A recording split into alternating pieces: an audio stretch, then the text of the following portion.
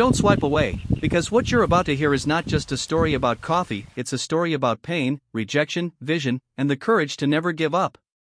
It's about a boy who grew up in poverty, who watched his father broken by misfortune, and who swore that if he ever built a company, he would build it differently.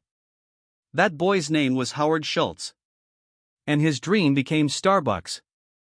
Howard was born in 1953 in the Bayview housing projects of Brooklyn.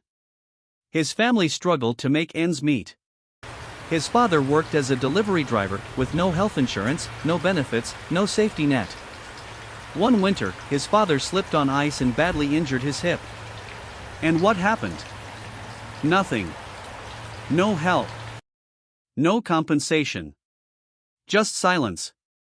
Howard saw his father sit on the couch, jobless and broken.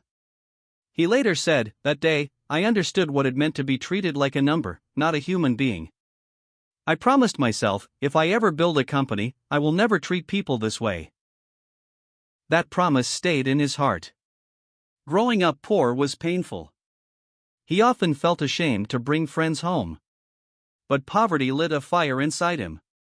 He worked odd jobs, sold newspapers, and became the first in his family to go to college. He didn't attend an Ivy League school.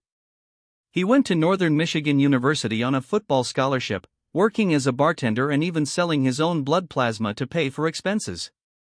After graduation, he joined Xerox, learning the art of sales. He was good, but restless. Working for a small kitchenware company later, he noticed one client in Seattle buying unusual amounts of coffee machines. Curious, he visited. That client was Starbucks. At the time, Starbucks had just 4 stores, selling beans and equipment, not cups of coffee. But Howard felt something magical about it, so he joined the company. Then, in 1983, on a trip to Milan, Italy, everything changed. He saw espresso bars on every corner, filled with people talking, laughing, connecting. Coffee wasn't just a drink, it was an experience, a culture. Howard thought, this is what America needs. Not just coffee, but community. He rushed back, excited, and told the Starbucks founders, "We should open coffee bars, we should serve drinks, create a place where people belong." But the founders rejected his idea. They said Americans would never pay $3 for coffee. Howard was crushed, but not broken. In 1985, he left Starbucks and started his own company, Illinois Journal. But raising money was almost impossible. Investors laughed at him. 217 times, he was rejected. Yet he didn't stop. Finally, a few believed in him, and with $400,000, he opened his first coffee bar in Seattle. Italian music played, baristas remembered your name, and people weren't just buying coffee, they were buying moments. Customers loved it.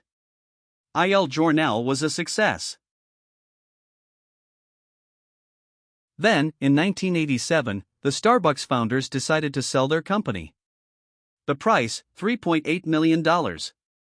Howard didn't have the money, but he had the dream. He convinced investors, raised the funds, and bought Starbucks.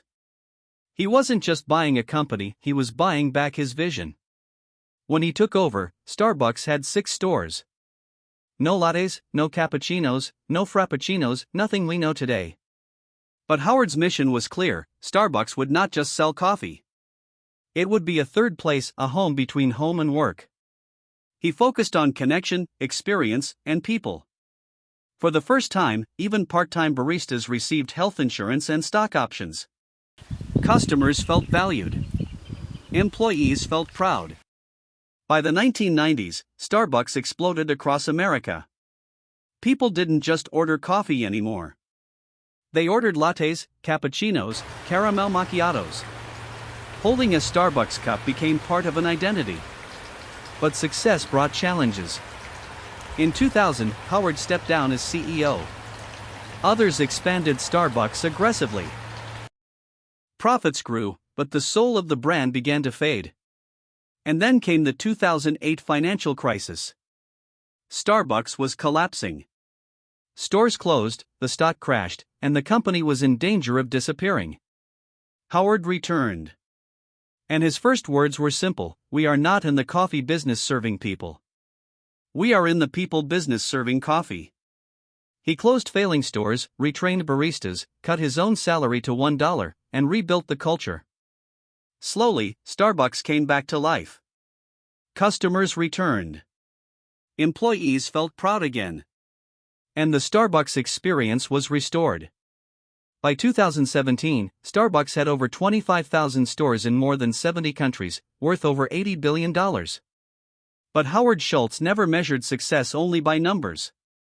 For him, the real story was this: a poor boy from Brooklyn, who once felt invisible, built a company where even the youngest barista is treated with dignity. He once said, "Dream more than others, think practical. Care more than others, think wise.